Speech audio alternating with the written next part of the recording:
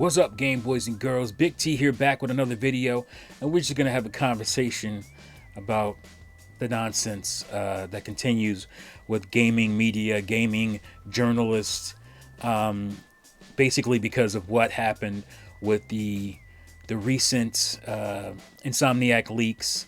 The gaming media, gaming journalism continues to expose themselves.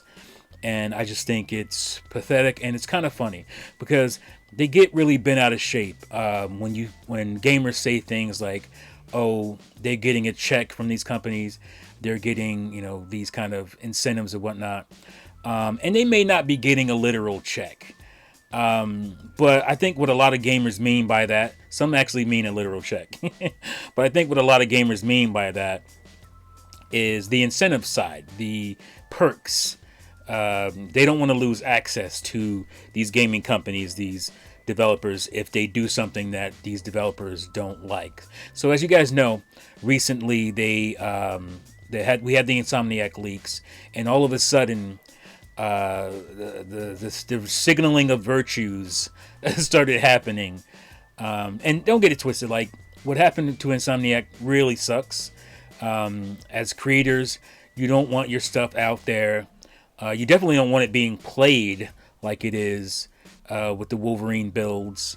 That's the Wolverine build that's out there, and people are playing it on its PC. They're modding it already. It's insane. You don't want that, and that sucks. And obviously, there's the human element, which is personal information being leaked, that kind of stuff. And nobody ever reports on that, so I don't know why they really emphasize that this time. But to me, it's just a cover.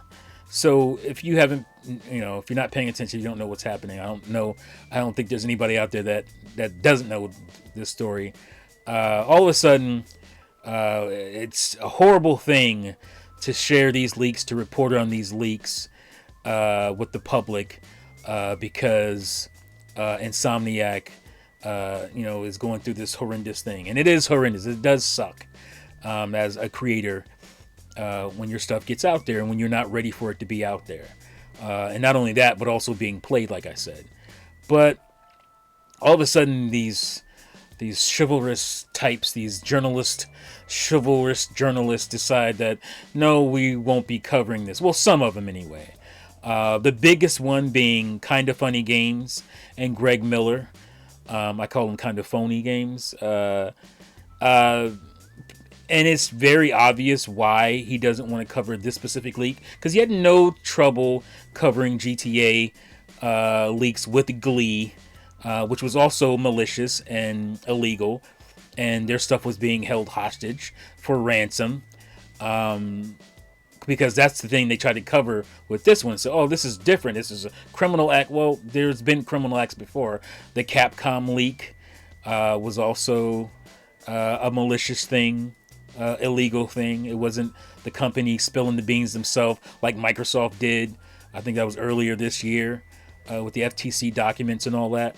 That's different. So I won't even bring that up as an example. But there are examples of criminal mischievousness, criminal mischievousness or mischievousness, however you say it. There are examples of that, and you guys covered them gleefully. So spare us all this virtual signals of virtue when you guys have done this countless times. Now, specifically with Greg Miller and his bunch, it is a personal reason. Because Greg Miller is featured in Spider-Man 2. I mean, like, he's in the game. His whole shirtless Spider-Man thing became a thing, and they put it in the game. And he's obviously friends with people at Insomniac. And he could have just came out and said that and say, hey, I'm going to recuse myself from this story. I am friends with people at Insomniac, as you guys obviously know. I personally won't cover it. But maybe somebody else at Kinda Funny could, or I don't know. Maybe they just don't do it. That still would have been, whatever. But at least it would have been honest. Instead of to say, "Oh, this is so malicious and horrible," This is what we're doing. And then they came out later after being called out effortlessly. They were called out on their hypocrisy. They came out and basically kind of doubled down and tried to say, "Oh, this is different because of this," and yes, we covered that, but blah. But there's no excuse. There's no excuse.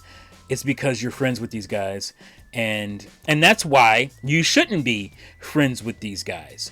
You should recuse yourself from being buddy with these development studios, because if you're going to call yourself journalists, if you're going to call yourself media, you are supposed to be advocating for the public, not on the side of gaming companies, not on the side of corporations and even developers.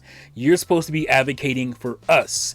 That is what journalism is. That is what media is supposed to be doing. I understand it doesn't happen a lot of times.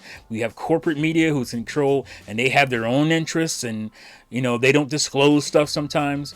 But if you had at least disclosed the truth as to why you weren't going to be doing that, it would have been a lot better than what you're doing or what you have done.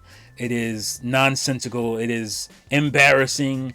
You guys have no shame. It's crazy to me. And again, like I said, you're supposed to be advocating on the side of the consumer.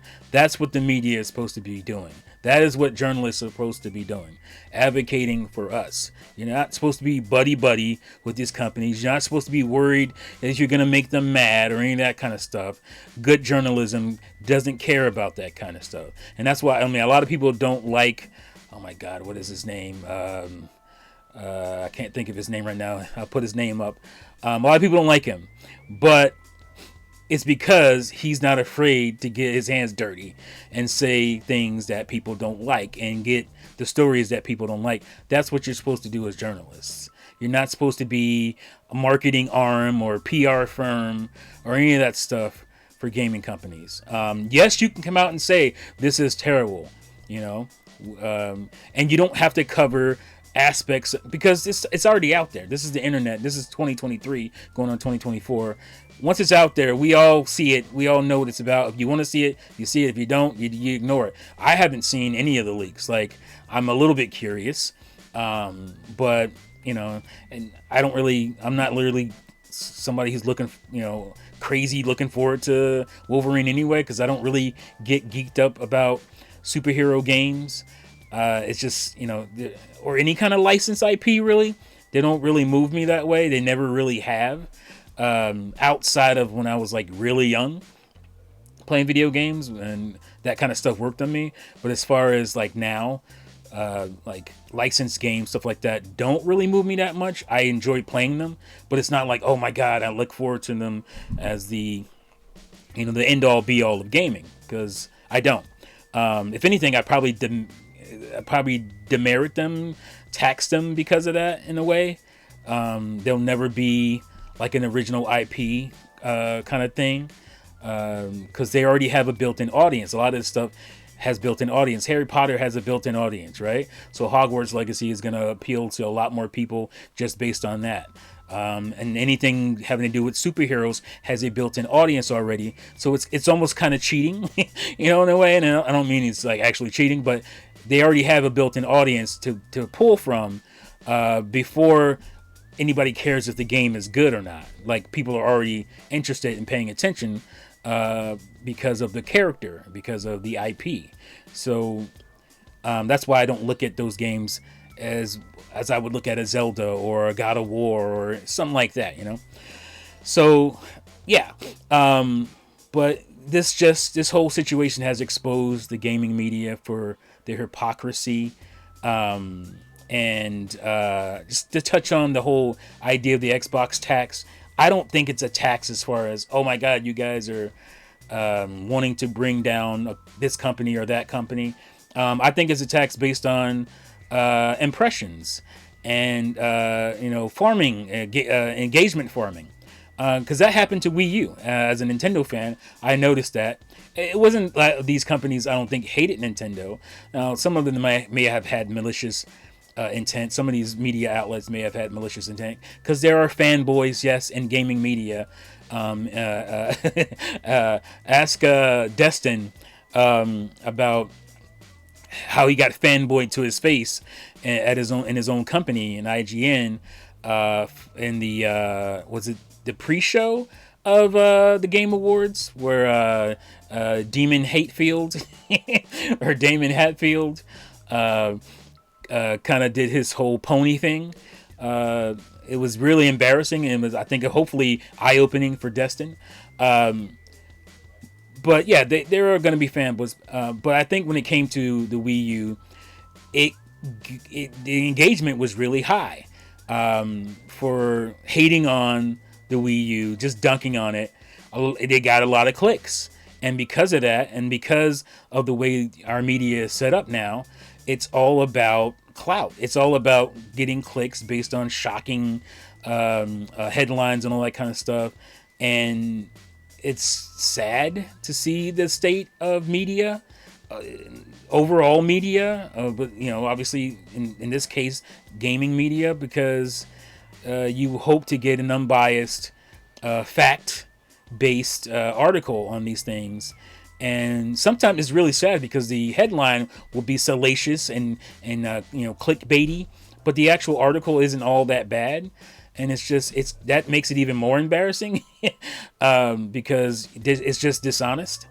But that's what it is. It's engagement farming. They're farming engagement, and they know if the energy is behind a certain thing, which is dunking on the Wii U. We got so many hateful Nintendo articles at that time. Obviously, the Switch came out. They still tried it in the beginning of the Switch, but the Switch turned it around as far as like their ability to make money off of those types of videos and articles. So the media quickly changed. And that's what's happening with Xbox. It is lucrative to dunk on Xbox. It's lucrative to make these clickbait titles and engage farming engagement from angry fanboys that hate on Xbox and that kind of stuff. And I say when because I think they will turn it around. Microsoft will. The narrative will change, and it won't be easy to get clicks on that kind of stuff anymore, and the media will just move on because that's what they really care about. They care about the engagement. So once they can't get that engagement anymore, you won't see those articles anywhere. You still have certain clickbait.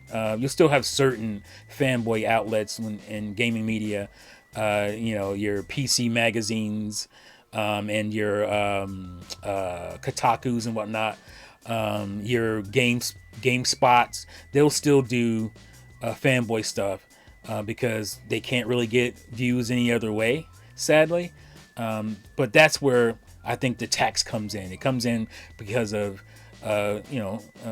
farming engagement and flame wars and all that kind of stuff. So it's really fortunate and sad to see the state of gaming media, gaming journalism. It's, like I said, they just become a propaganda wing. Sometimes they become the political, not political. They become a marketing wing, basically, of a lot of these companies. The PR firm. Public relations firms of some of these gaming companies. They're just too close. They're too buddy with the industry they're supposed to be covering. And that is troublesome. And a lot of them are just worried about access. They're worried about pissing off these gaming companies.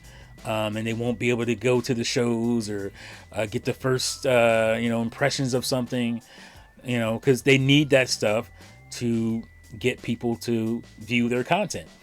And, you can blame the audience as well. We have to blame ourselves as well because we click onto that stuff and we don't click on the in-depth, articles that really talk about. I do, but I just mean as a whole, we don't really, look at the culture of gaming as much as we look at the fanboy flame war stuff.